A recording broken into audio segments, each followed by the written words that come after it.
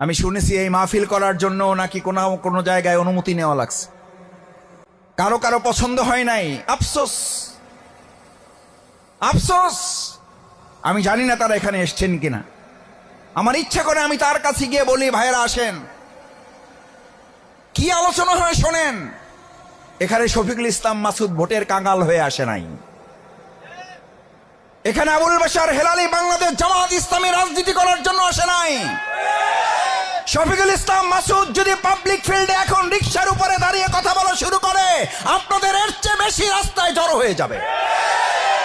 জামাত ইসলামী ধোঁকাবাজি করার জন্য এরকম একটা মাহফিল করে জামাত ইসলামের দাওয়াত আপনাদের দিতে হবে, এটা জামাত প্রয়োজন মনে করে না।